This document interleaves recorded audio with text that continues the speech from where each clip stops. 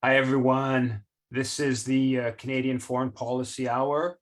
I am Yves Engler, coming to you from Jojage, which has long been a meeting place of various First Nations. And otherwise known as Montreal. I'm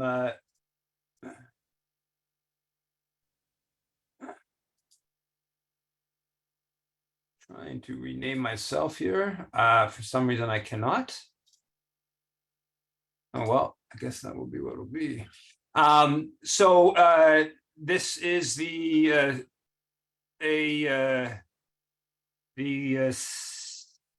60 some odd session of the Canadian Foreign Policy Hour. So I thank everyone for tuning in and joining this. There's a lot of discussions, a lot of developments in Canadian foreign policy. So I think I'll get right to it.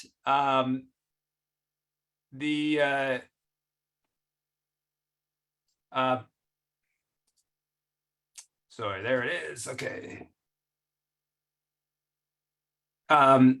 So this week, Human Rights Watch published a report about the M23's killings, rape, and other war crimes in Eastern Congo. I didn't read the whole report. I just read the executive summary. All kinds of horrible instances of people being killed by the M23. They also pointed out that the M23 is getting substantive direct military support from the Rwandan military, something that we knew, but further confirmation of that. This is a war that has displaced hundreds of thousands. It's unclear how many have died, but many, I think, into the thousands over the past 16, 18 months since Rwanda unleashed its latest wave of violence in Eastern Congo. Human Rights Watch called on the UN Security Council to sanction Rwandan officials that are responsible for the violence. They're responsible for backing the M23. And of course, we're going to hear nothing about this from the Canadian government, even for that matter, from the Canadian media. It was actually, somebody sent me a message a couple of days ago about it was actually a Canadian who was the military spokesperson for the MONUSCO, the UN mission in Eastern Congo, who, this is now about a year ago, was denying that there was evidence that Rwanda was backing the M23, even though this was clear. I mean, the Congolese government has been accusing this, making the accusation immediately, and there's many reports going back to the previous waves of violence about the Rwandan role. But the Canadian spokesperson was denying it back about a year ago. He was quoted dismissing that. No factual confirmation, as he put it. So the Canadian government seems fine with Rwanda's violence in Eastern Congo, which again undercuts some of their moralizing around Russia's illegal and brutal invasion in Ukraine. The Globe and Mail published an article, the business section published an article titled "Deep Sea Mining for Minerals is Coming Thanks to a Canadian Firm." And a Canadian company pushing deep sea mining, horrible ecological damage. And the reason it's a Canadian company is partly because Canada dominates the mining sector, but also because the Canadian government is very loose in its regulation. It's also a Canadian company that's pushing to try to mine in space.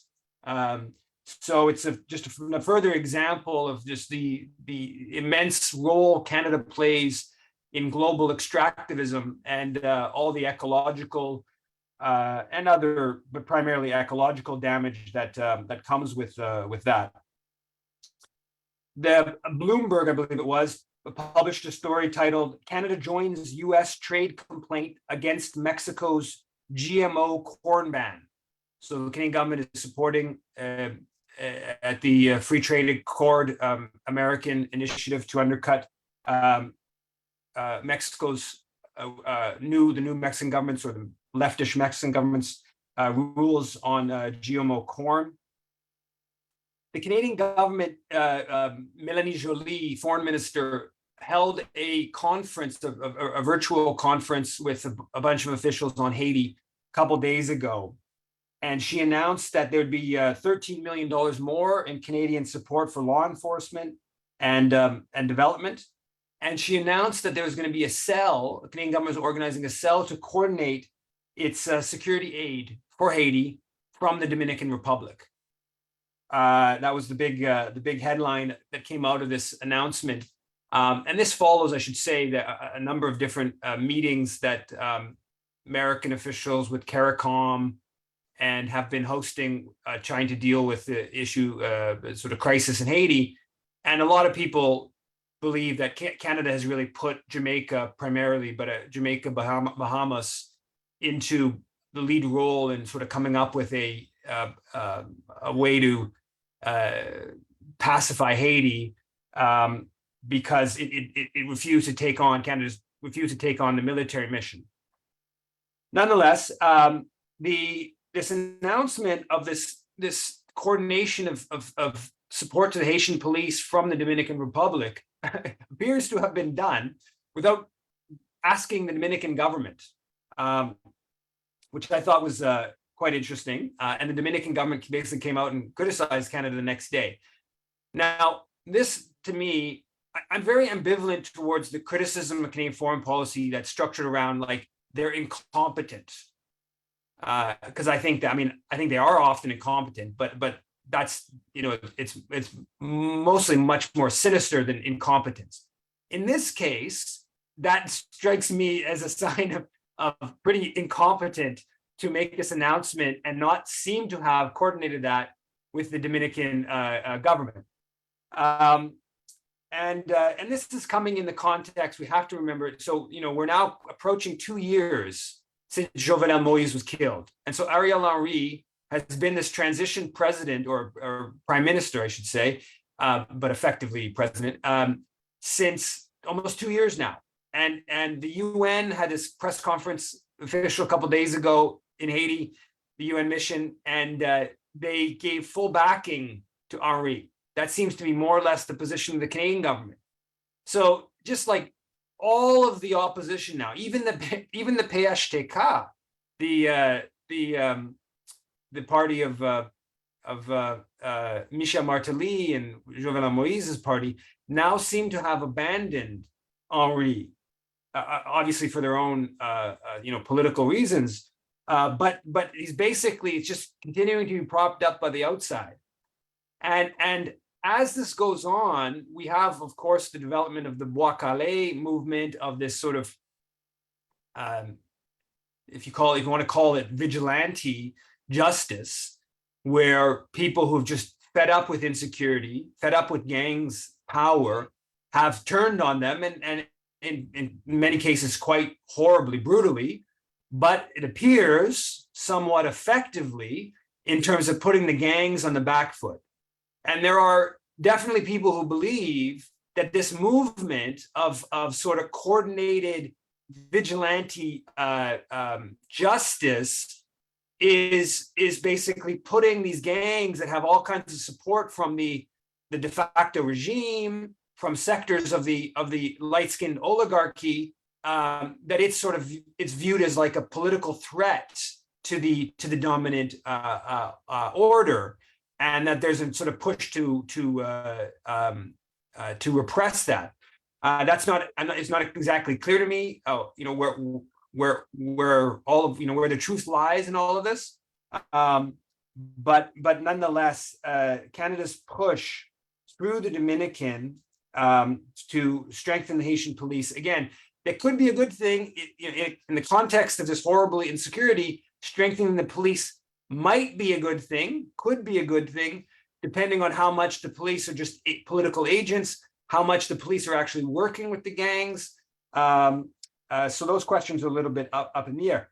But now, with regards to the Dominican question, we have to understand a little bit of how this comes in the Dominican context. Now, the Dominican government, of course, has every right, and Dominican society has every right to say, no, Canada can't set up some mission in our country to support another country's police. That is absolutely, a legitimate and correct position for Dominicans.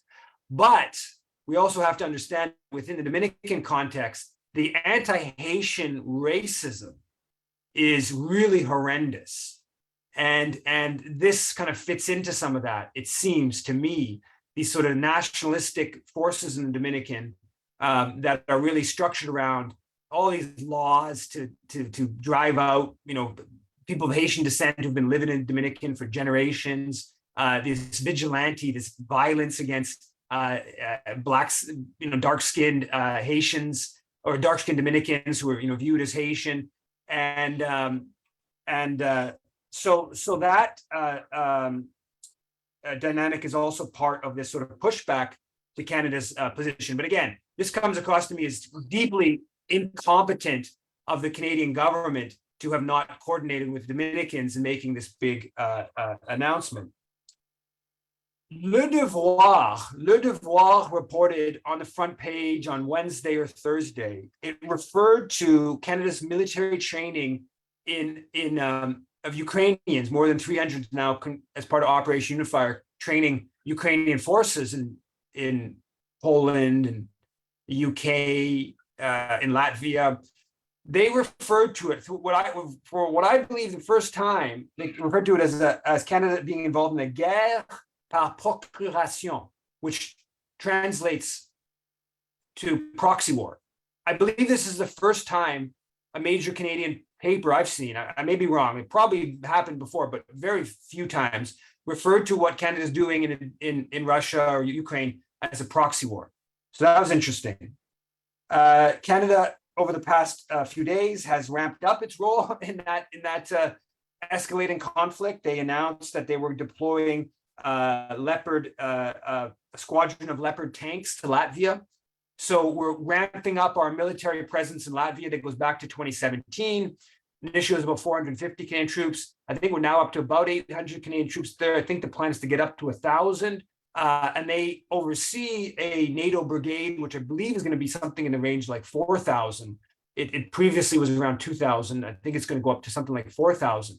And these Canadian tanks are part of that. That's, of course, on Russia's border. I think I may have mentioned, I think it might have happened on Monday of last week or Sunday, the Canadian government seized a Russian airplane and announced they were going to give it to the Ukrainian government. Now, what's come out is that this, in fact, was a Russian-owned cargo plane that the Canadian government chartered to bring in COVID rapid tests from China. And so now it happened to be in Pearson Airport in Toronto when the sanctions came down, and so it's been stuck there for now 15 months, 16 months, whatever it's been, and now we're going to hand that over to the Ukrainians, and so of course the Russian government has responded very aggressively to this. They summoned the top Canadian diplomat. They've strongly implied they're going to seize some Canadian assets. This is obviously happening in the context of some legislation in the US, some Canadian legislation that's already passed about moving towards taking all these Russian assets, like 300 billion that have been held over the past 16, 17 months, including the Russian central bank's asset, and giving it to Ukraine. That would be very unprecedented. And so this is happening in that context. So it's wrapping up definitely of this this global sort of asset seizure game that's going on, with has major global geopolitical implications. Anita Anand, echoing what others have said previously, and what Chrystia Freeland said when she was in Kyiv with Trudeau about a week or 10 days ago. Anita Anand tweeted out 2 or 3 days ago, Ukraine is fighting for its territorial integrity, sovereignty, and for democracy itself. This whole business about democracy, this fight for being about democracy, it's said over and over again. It needs to be challenged over again. Of course, the 2014 ouster of the elected president that Canada helped, that's the starting point of the war in eastern Ukraine, and which is a part of course, what we're seeing today. If we look around how the forces that are trying to shut everything down, the Ukrainian Canadian Congress, Ukrainian embassies in different countries, shutting down political events. They're not acting in a very democratic way. If we're looking, the Czech president, a couple of days ago, the Czech president said that Russians in Western countries should be treated like should be monitored like the Japanese during World War II. That's, of course, 100-some-thousand Japanese that are interned in US camps and 20,000 plus in Canada. Lithuania has disenfranchised Russians, huge Russian minority. They disenfranchised them back in April. They passed legislation on that. This story about the New Zealand, this reporter at New Zealand radio got suspended. It looks like he probably fired, apparently for changing some wire copy, what they called it as pro-Russian editing of wire copy, which is just to provide some context, something that apparently he'd done on like hundreds and hundreds of stories and all kinds of different issues.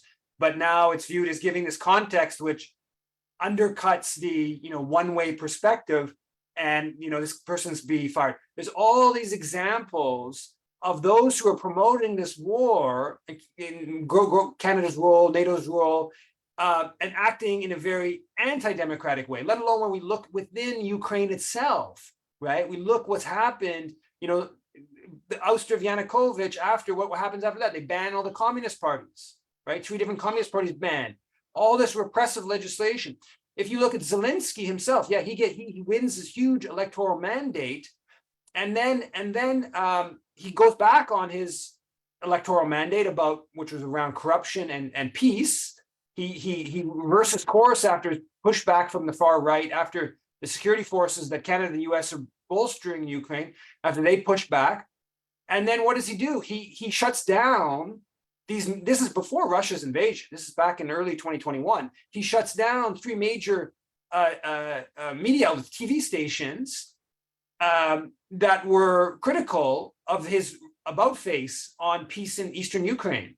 He bans the political party of the second opposition party, and he jails the leader of the second opposition party. And then once the war begins, martial law, and they ban 11 political parties, including the main opposition party. So if you start delving into the sort of democracy question of within Ukraine as well, it's pretty murky. It's a pretty murky kind of terrain. The idea that this war is all about democracy is just crazy.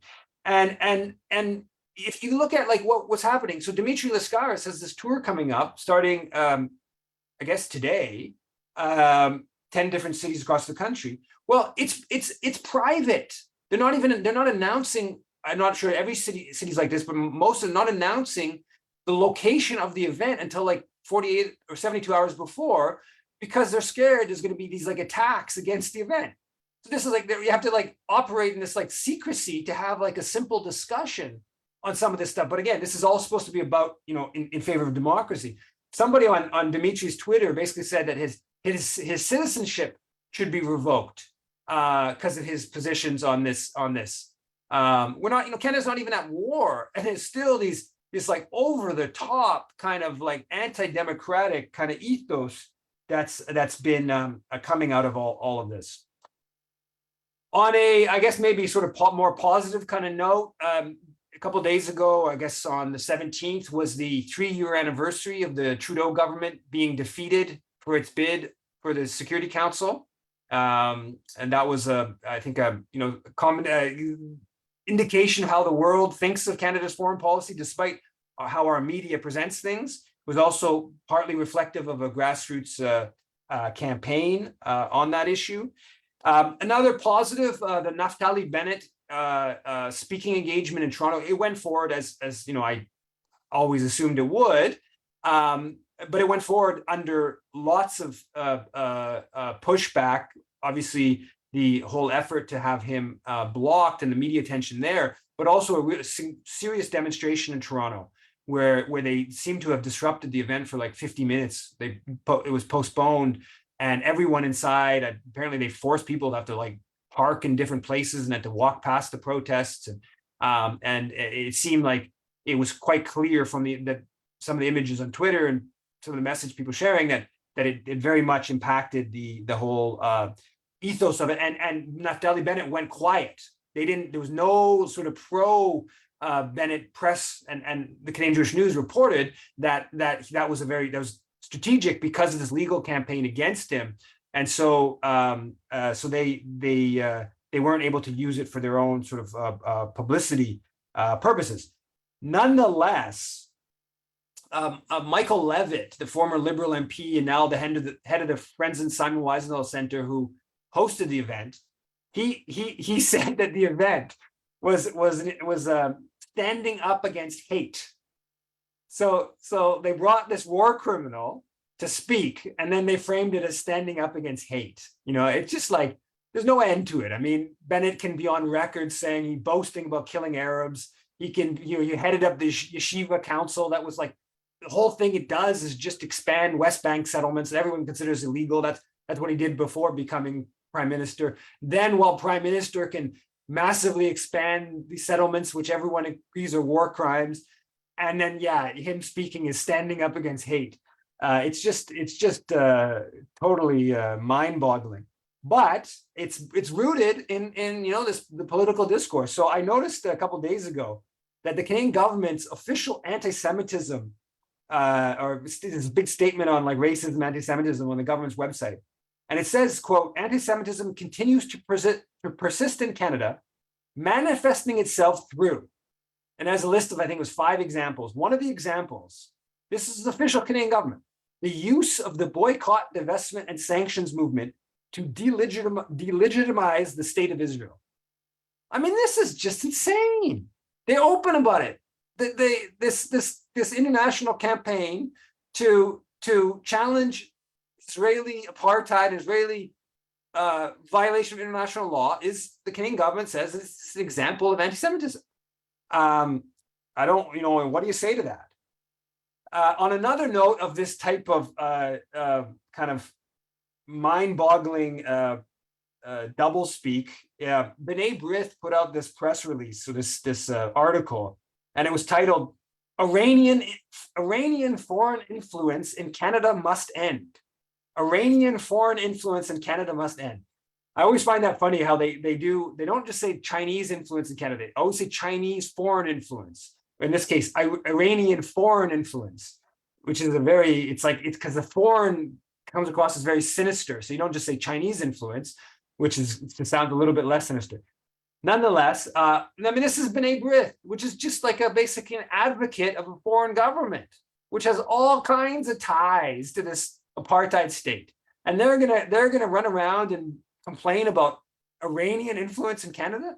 I mean, it's comical, but that's where we're at. And on the note of that, the Bloc Québécois put out some names as possible replacements to David Johnston as a special rapporteur on foreign interference. And one of the people they named was Irwin Cotler. Okay. And I just Irwin Cotler is he's married to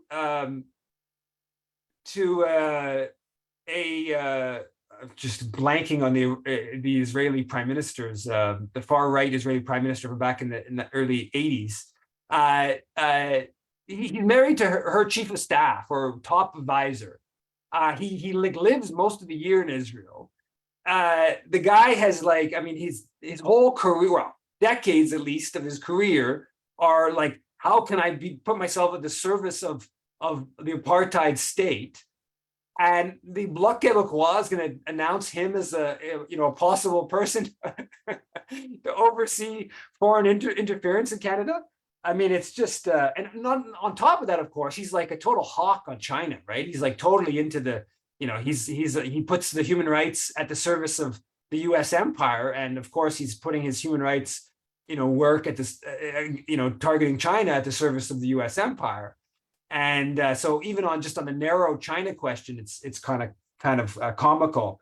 They also mentioned Guy Saint-Jacques, who's the former Canadian ambassador, who again is just this like wild hawk on China, and he's like quoted everywhere all the media being this total hawk on China. But this is where this is the state of the political discussion in Canadian dominant Canadian politics. The Journal de Montréal had a story titled "L'impatience gagne la mairesse de Brossard," and the impatience is the mayor of Brossard, a suburb of Montreal, is impatient.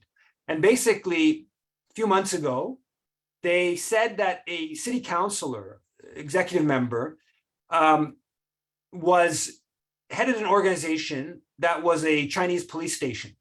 So this was 3 or 4 months ago now. This came out, maybe even longer, maybe 6 months now. And then the police were supposed to investigating, and then nothing. There's just no information. This person is still on the city executive, and so the mayor is just like, well, this is all kind of like awkward. This is the mayor doesn't really want to take the side one way or another, but it's like, you're saying there's like this foreign agent in our midst, and then but not like no sort of developments. And this is just how it's working, right? These Chinese community organizations that have been accused of being police stations, and it's like it just keeps going. There's no end to it. There's just these accusations kind of hover in the background, and that's just the new norm. On China, there was a fairly significant development this week, which is that the senior Canadian in the Asia Infrastructure Investment Bank, Bob Pickard, he resigned, and he basically made all these allegations. Basically, as a patriotic Canadian, I can't keep in my position because this is just a Chinese communist entity. And then when he got down into any examples of this is a newly set up multilateral investment bank. It's like 106 countries. It's a Chinese initiative. I have absolutely no doubt. I'll get to this in a second. I have absolutely no doubt that this bank is about Chinese influence. There's no doubt about it. The Chinese government doesn't set up a big multilateral investment bank just for, sort of some abstract benevolent purposes. But nor did the US and Canada set up the World Bank and the IMF for some just abstract benevolent purposes, which I get to in a second. So the actual accusation is very limited in what he's claiming. He claims that they after Russia's invasion, they suspended ties to Russia, Russian companies, or they sort of followed whatever the World Bank and IMF did. And Pickard claimed that there's talks in the background of restarting loaning with Russia, or Russia's a member, has a fairly significant stake, a bigger stake than Canada in the bank. And he made these accusations that many of the officials that work in the bank are Chinese Communist Party members, which it's based in China, and much of the staff is Chinese, and much of the Chinese is like 100 million Chinese who are Communist Party members. So it's probably true that there's quite a few Chinese Communist Party members that are part of the staff. But the bank has a whole structure that's based upon investments of different countries. China is the biggest, has the most power, but it only has, I think it's 25% of the controlling stake. So it's very light on any actual examples of this bank being used in sort of like this highly politicized way to advance Chinese interests. Though at a generalized level, it's undoubtedly true that that's one of the central objective of the bank itself. But that gets into this whole question of this this is accusations that's made about politicizing this bank against the Chinese. If you look at just a little superficial overview of Canada and US's role, I'm thinking of Canada's role, and I'm sure if you get into US role, just example after example of politicizing the IMF and the World Bank for their purposes. It's just like endless examples. But just a recent one that's been in the press recently was on Ukraine. The first ever IMF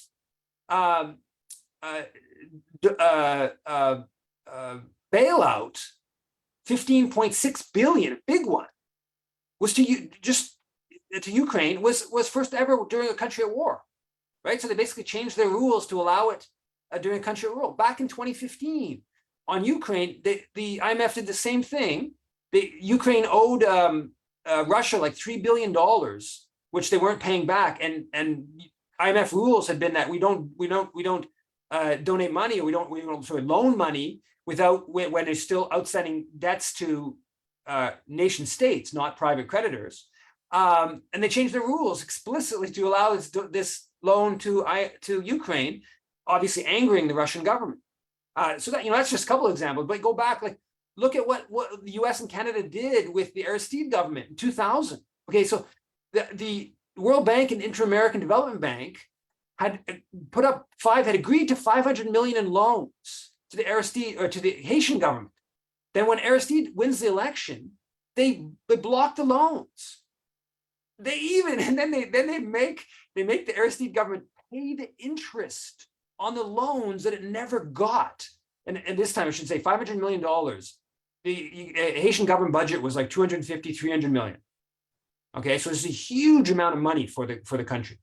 And they actually even make the Aristide government pay back interest on the loans he never got as part of the political settlement. Just like crass intervention in multilateral institution to destabilize elected government. You go back to the infamous October 1982 at the IMF. Canada gives the decisive vote, 4.9 something percent of IMF voting share, to get just over 50% to give this big loan to apartheid South Africa, right? It's like 65 countries at the IMF opposed it, 120 something at the UN General Assembly. A bunch of the board of the IMF said that South Africa didn't meet the standards of just the internal standards within the IMF. Still, donation. You look at Chile in 72 and 73, Canada backs cutting off IMF funding to the elected Salvador Allende government, and then right after Pinochet coup, immediately flip. We say we support IMF funding and we support Inter-American Development funding for Pinochet. So this business, these examples, egregious examples of politicizing multilateral financial institutions. There's not a hint of anything like this coming around the Asian Investment Bank regarding China. So the level of kind of hypocrisy and double standards and all this stuff is just over the top. So the Maple published a story a couple days ago. I think its title was "Defense Department Harming Credibility of Canada's Transparency System." Commissioner. And so basically they did access to information, and the Department of National Defense, just as they've been doing for decades, just will not follow the most basic access to information rules. They have been so egregiously hostile to the most simple democratic oversight. And it was, during the Somalia inquiry, it got so bad that this is during an inquiry, formal public inquiry, they had to have whole sessions based on just the whole documentation, and defense refusing to provide documentation to the inquiry that they had been mandated to do. And it's I think they had literally had weeks of these sessions just focused on that question. So this is a long history. I document some of it in the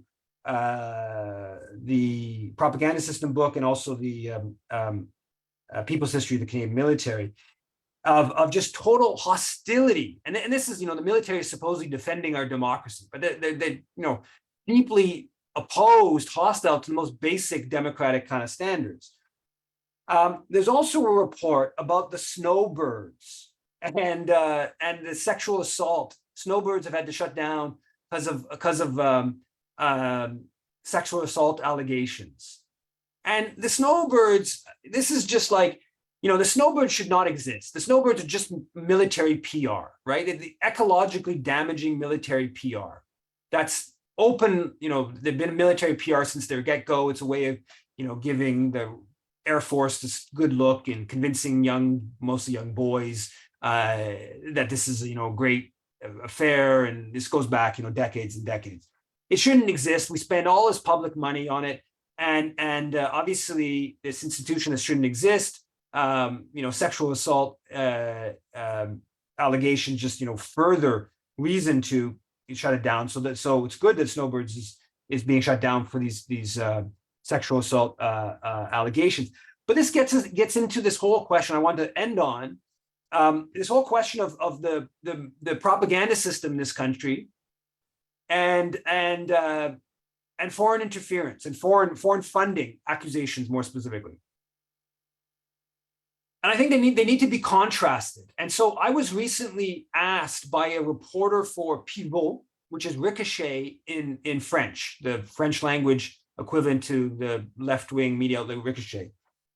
This reporter, who's based in Taiwan, he said he's writing for Pivot. He asks me, quote, "Do you receive some money when you're interviewed by Chinese media like CCTV or CJTN?" This question followed another question, which was he asked me whether you might sometimes share Chinese propaganda in the articles you write. So it's very clear. He's basically saying I'm, Chinese funded whatever, right?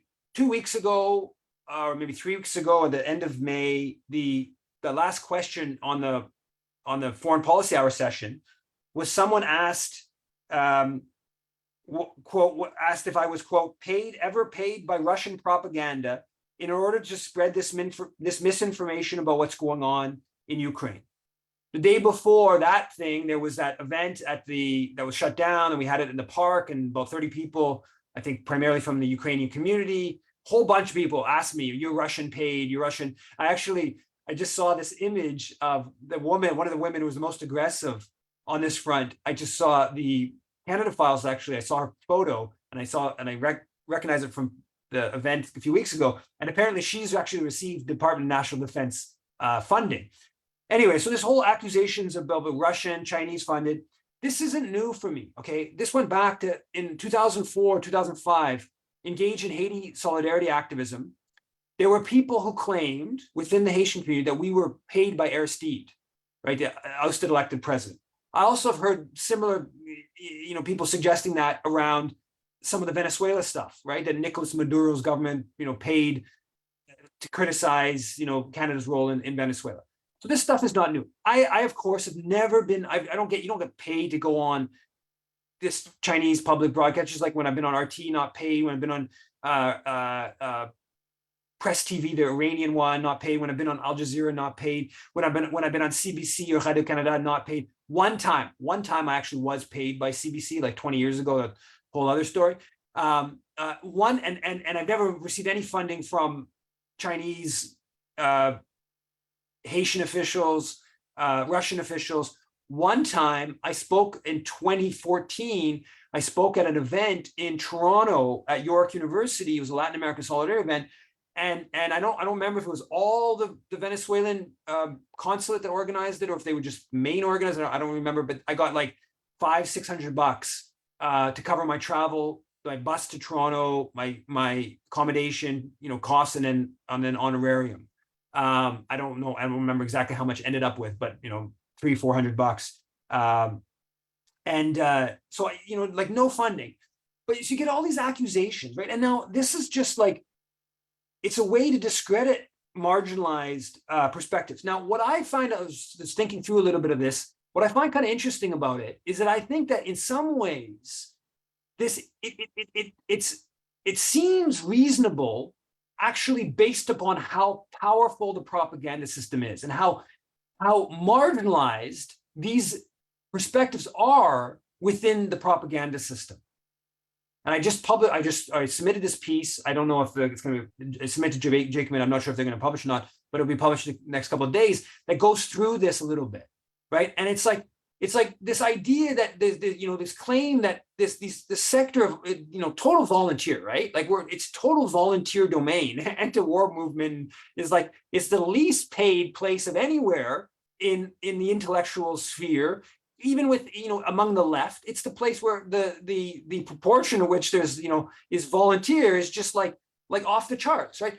And the first way to look at it, if you're not just designed to be a, way to further marginalize already marginalized voices, is you ask yourself, is there anyone in a dominant media outlet in Canada that is anti-imperialist, that opposes Canadian imperialism?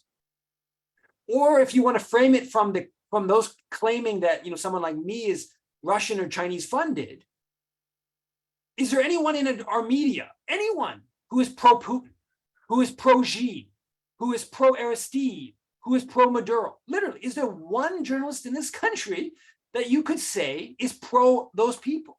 And I think maybe like with one time Linda McQuaig published a piece that maybe was like, could be viewed as pro-Maduro. That's the only thing I can think of.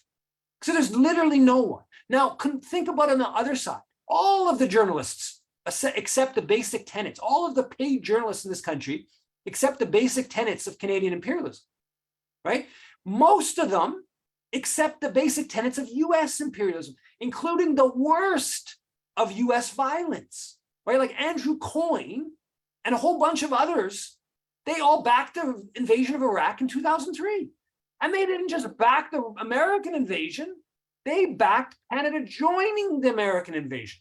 So if you were to parallel that with Russia today, you wouldn't just be a journalist in the Canadian media saying, I support Russia's invasion. You would be a journalist saying, I support Canada joining with Russia in invading Ukraine, right? But of course, that's like so pathological. It's so far outside of the bounds. It's in the kind of whatever sphere. But it's not just in the dominant media. It's not just there's no paid journalist that's saying any of this stuff. That's either, I would call it critical of Canadian imperialism, but you can call it pro-Putin, pro-Aristide, pro-Maduro, pro-Xi, pro-Iran, whatever, right? It's not just in the dominant media. It's all the way through all of the ideological institutions. Look, the Canadian military, Global Affairs Canada, the NGOs, the think tanks, academia, in all of those domains, it's either impossible or hyper marginalizing to be pro Putin or pro Aristide or whatever, right? And so if you go through this, if you do a political economy of the ideas, I think what's ironic here is that the political economy of ideas in Canadian foreign policy is incredibly important. It's incredibly important. It's incredibly illuminating. But what it's actually mostly been used as is like a gotcha against these like hyper marginalized perspectives as being, Putin funded or Chinese funded or whatever. And so, if you go through the political economy, which I've done, the propaganda system book goes through it in detail, but I'll just do a quick summary. If you go through it and you look at these institutions, you look at the Canadian military, huge propaganda institution, the biggest PR institution. It's got its own university. It's got its own history department. It's got hundreds, probably 600 full-time PR people. It's got all these journals. It funds all these academic departments. It funds think tanks. It's like endless how much impact it has. But then you go through the major Canadian foreign policy departments, universities, the Munk School of Global Affairs. It's set up by Peter Munk, highly politicized, the head of Barrett Gold, huge interest in Canadian foreign policy. The Basili School of International Affairs in Waterloo that brought in the Canadian International Council, the most important think tank NGO on Canadian foreign policy for the past century, collapsed into the Basili School, again funded by this billionaire who's got obvious political outlooks. You look at the Norman Paterson School of International Affairs at Carleton, probably the most important, the first one, set up in '65. Set up by this grain magnate who was a longtime liberal senator. The first head of the Norman Paterson School of International Affairs was the twice head of external affairs, right? He still was paid by external affairs while he headed up the Norman Paterson School of International Affairs. If you look at recent funding, it's like, former Canadian diplomats that gave millions of dollars to the Norman Paterson School. The connections of personnel back and forth between global affairs and the Norman Paterson School is, incredibly tight. If you look at all the international development studies programs, well, who set up most of the international development studies programs at Canadian universities? That's CETA. That's the Canadian Aid Agency. That's now Global Affairs Canada. They set them up. They set up a bunch of these other ideas institutes. That's set up by the government funding. If you look at the NGOs in Canada, they receive hundreds of millions of dollars from Global Affairs Canada, right?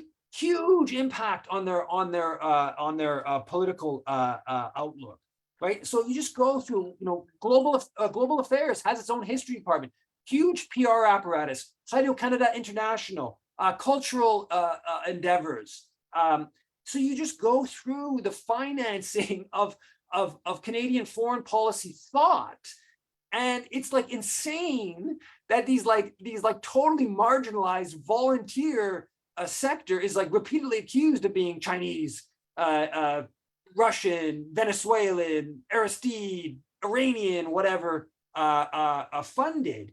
And the part of why it can seem like almost like credible that these, that we're foreign funded or whatever, is because these ideas have been so successfully marginalized by the dominant propaganda system that they seem outlandish. They seem crazy. The only reason you would be saying that is because you're paid, right? I mean, that's in essence what I think goes on to a large extent. So it's precisely the power of the propaganda system that makes these absurd allegations seem somewhat credible.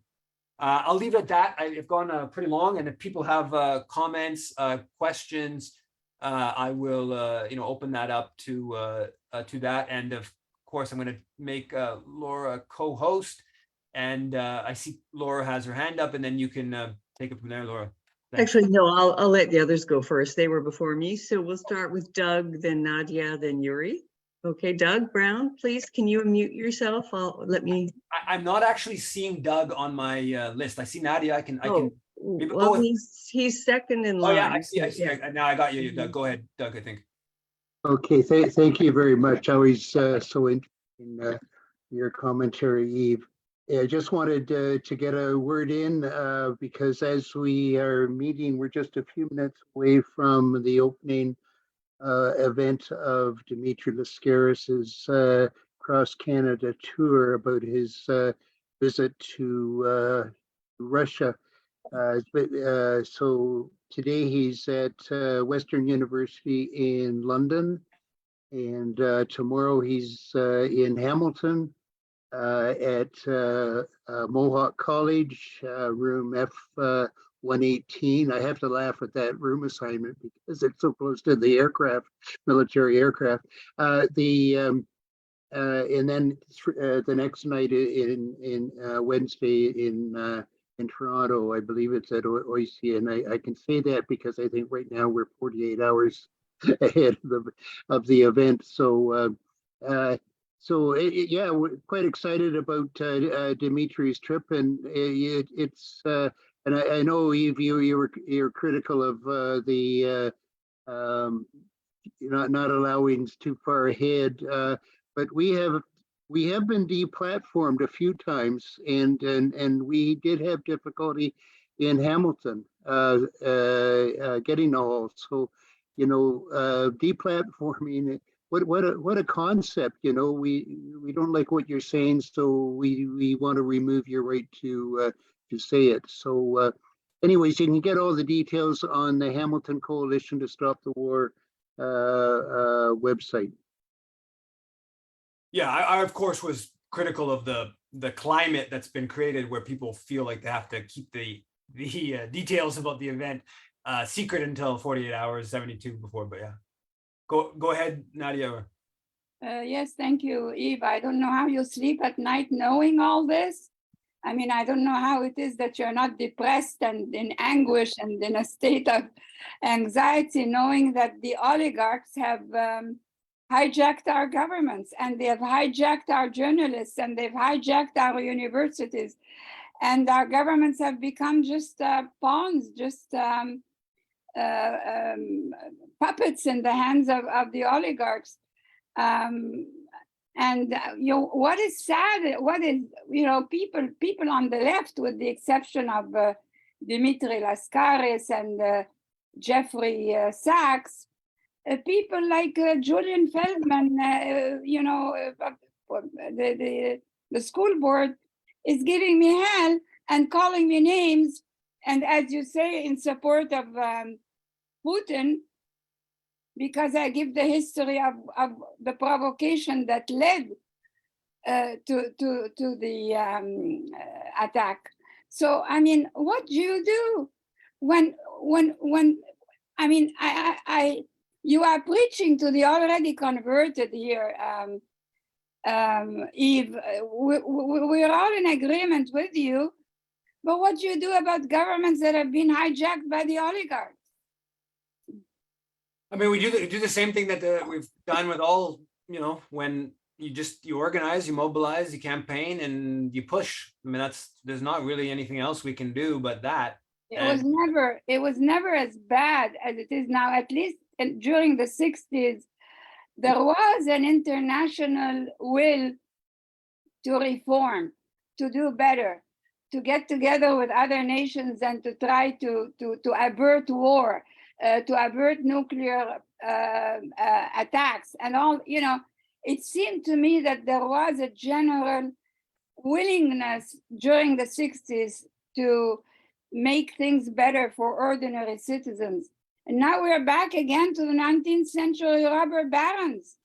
What do we do? Well, I would take very concrete. I mean, during the media climate today is terrible. It's particularly on Ukraine, the proxy war is stunning, but it's not as bad as it was during World War I. We're not, there's not the official censorship. They're not throwing people in jail in the same way that could happen. There's some instances in the U.S., for instance, the African Socialist Party, where they've been indicted for being Russian agents, which is obviously part of this whole wave of attacks.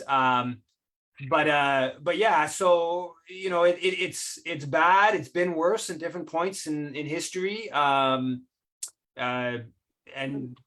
we mobilize, we do what we can do. There's not really any if you look, you mentioned Jeffrey Sachs. I mean, that's a fascinating one where you see like his opinion is like just excluded from the dominant. But then you'll see like he'll have videos, like he did one with Canadian Foreign Policy Institute, where he's like 130,000 people have watched his YouTube video, and then like bits of it on Twitter, like 1 million people. And then he's got all kinds of other versions, many different things, sometimes into hundreds of thousands or more. Or the Mersheimer lecture that's, I don't know, it's like 15 million or whatever. So it's like this weird, it's like completely excluded from the dominant, but then there's clearly like millions and millions, including, people in the world, certainly, and probably in Canada, who've like been exposed to these ideas, who, sort of believe these ideas, but they're just like completely shut out from the dominant discussion. So we have mechanisms of disseminating information today that are, much easier maybe than during World War I, for instance. But it's at the end of the day, it's mobilizing, it's organizing, it's this kind of work. And the part of the reason why this person is calling you, pro-Putin, is because it's so marginal. But if there's thousands of people saying these messages, then the ability to call it pro-Putin, it just comes across as kind of dumb. But because it's been so successfully marginalized, that kind of smear works. But it can be overcome. I mean, it's powerful, but it's not all powerful. But it's coming from the left, Eve. It's coming from the left. This is what's but these things have come from the left at different points in history too. If you look at the Union's role on World War I, they were totally back. They backed the absolute horror show that was World War I. So it's come, that's unfortunate, and it needs to be challenged, but it's not unique in history. But go ahead, Laurel. Actually, Yuri was next. Oh, sorry. I can't. I don't see your. I don't see. Okay, so it's Yuri and then Laurel. Yuri, I'm sorry. Let me try to unmute you. Yeah, maybe unmute. I don't see him. Yuri, can you unmute? There. Sure, no problem. Can everyone hear me? Yes. Okay, perfect. Well, Eve, Eve and everyone, thanks for a great program and great Q&A. My question, Eve, going back to Haiti, is I'm curious, what do you think of Jimmy Barbecue? There's been a bit of a debate that's been going on. So Kim Ivers and Dan Cohen and Travis Ross recently on the Canada Files, sort of take the view that that Jimmy Barbecue, this supposed gangster in Haiti, is actually a revolutionary leftist, and he's been described as Aristide with a gun.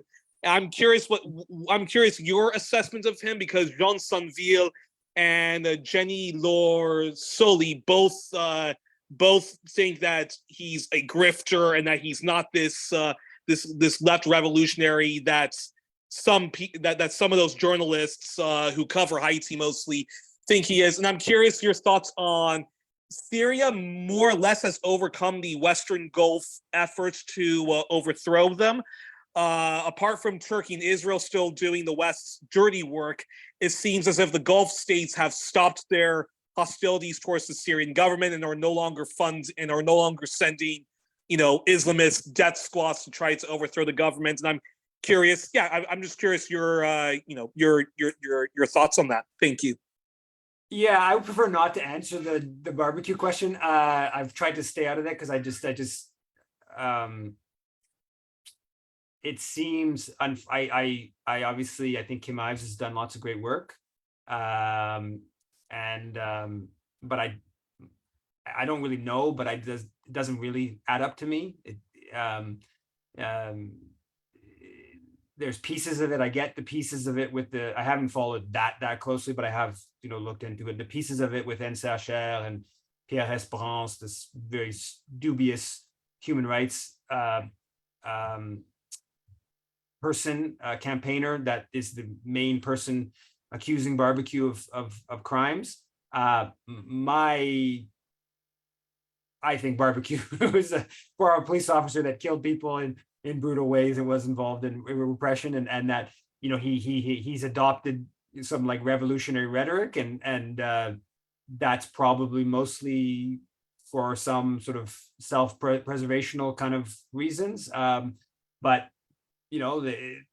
people do change, right? But the idea that barbecue is like the person that we should be betting for Haiti's future seems very odd to me, and I kind of see that, like, I mostly just find that it's unfortunate that some people who I like a lot of their stuff, they're doing good work on Haiti, are getting divided over this question. So but yeah, I guess if you have to choose Kim Ives' position or Jean Saville's position, I think Jean Saville's position seems more sensible to me, but I'm not certain about that, but I pretty strongly lean that way. Now,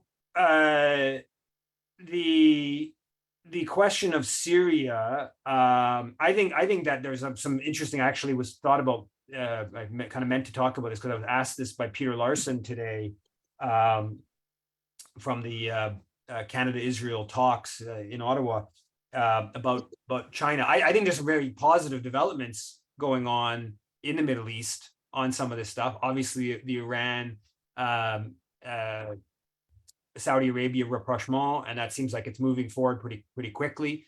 That seems like a positive thing. Obviously, Syria being brought back into the Arab League, that's a positive thing, and it's it looks like the Americans are now trying to kind of feel pressure to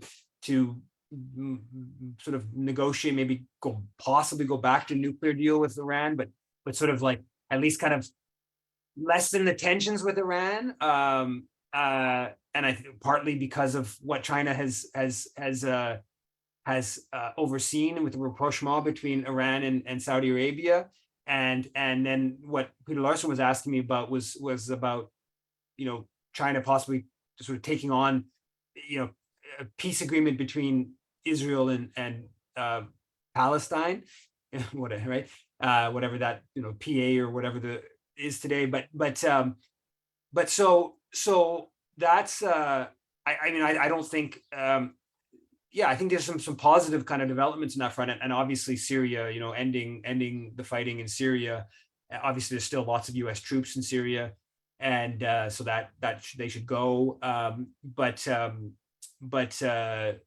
that sort of seems like a positive kind of development, and China, I wouldn't hold out much prospect for China to oversee some negotiations on the Palestinian question, but I think just even displacing U.S. dominance in the diplomatic forum is a really good thing. And I think the Americans are concerned about a bunch of these questions, mostly around Saudi Arabia and Iran, better relations, but also around Syria. And the U.S. still has devastating sanctions against Syria. And Canada and Netherlands brought Syria to the International Court of Justice 3 or 4 days ago. There was they launched something. I don't know the specifics of it, but yeah. Laurel? Yeah, can you hear me? Yes? Yeah, it's a quick question, Eve. Did you just say a few minutes ago when you were talking about the Pivot article that the Department of National Defense is funding Ukrainians to protest against anti-war events? No, I didn't say that. But Okay. what I said was that the woman, I looked, so about 6 months ago, 8 months ago, you can find it on Canada Files. Canada Files published a story about this attack against the Université de Montréal prof for him being like pro-Russia was the accusations. They were trying to get him fired. The story got a fair bit of attention. La Presse, I think Journal de Montréal, whatever, you know, reported on this.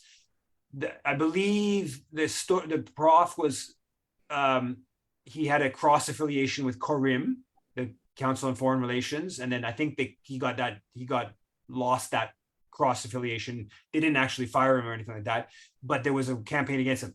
The woman, the picture in the Canada Files story, which I just saw earlier today, of the woman who sponsored that, who according to Canada Files received a Department of National Defense grant.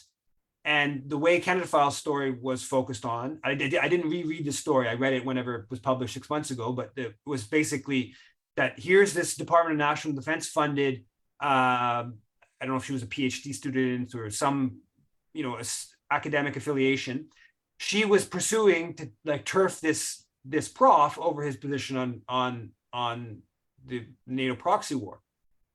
That woman, I saw the woman's face, and then I was like, is that the woman I had in my video from the protest in front of the CIDA, that, you know, an event that you organized? And I went back and I watched the video just a couple hours ago that I had from the CIDA protest, and I'm not 100% sure, but I'm pretty sure it's the same woman who was the most aggressive to me. So Yeah. She, according to Canada Files, got Department of National Defense funding. I didn't reread the Canada Files article, so you go back to look at the details of how much she got and what it all was about. But I'm pretty sure that was the woman who was the main organizer against your, you know, the event that you organized 3 weeks ago. Yeah, okay. That's very interesting. Yeah. Yeah, thank you. So Eve, I had one quick question, unless do you have a hard stop? Because this is very quick. no, go ahead. Okay, I'm the last one. I was just wondering, you know, this that 18-page document that Putin produced in his, you know about this, I'm sure, with the Africans in the conference that they had the other day, the summit, talking about peace in Ukraine. And he's produced it and said it had been signed by both parties, by Zelensky, by whoever was doing this for Zelensky, and also Russia. And I was wondering if that made it into the media and mainstream media in Canada at all, because it seems like now there's been this story, oh, it never really happened, but he's got proof. I mean, this is a signed document. And I was just wondering if it made it into it. Not, yeah, okay. I haven't read today's papers. The library, the Bibliothèque Nationale, is closed on Mondays, so I haven't read today's papers, but I doubt it. Would be the quick answer. I mean, the previous iterations of that, when Naftali Bennett reported on his his role in all these negotiations. I don't think that was really reported on by any Canadian media. The Turkish officials have reported on bits and pieces of this story. I don't think any of that was ever reported on. So yeah, this is of course even this is even stronger proof. It's of the I doubt it would be my Also just was this because you keep hearing about Turkey and then you hear about Israel's role in these negotiations. This is all one and the same, is it? Both countries were involved in. Well, I think I'm not totally on top of all those details. I know the Turks were involved in the early negotiations, but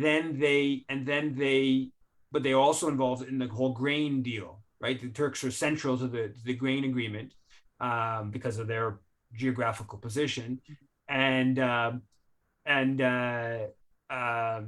don't know like how they overlap in that process, but yeah, so. Okay, Richard, do you have time for Richard's question? Richard, just quick, but I should go. Richard, quick question. It's a quick comment. Can you hear me? Yes. Yeah, I'm part of the natives generation, and I can remember during the Vietnam War when Justin Trudeau, that prime minister, not like his son, had an independent foreign policy. As a matter of fact, a lot of the draft resistors and the anti-war people that were getting drafted, a lot of them migrated to Canada. So you got that generation probably in their 70s mostly. So they were a good asset being Canadian citizens up there. That's all I wanted to say. Thank you. Cool. Thanks everyone. Same place, same time next week. Thank you. Take care. Thanks, Steve. Okay.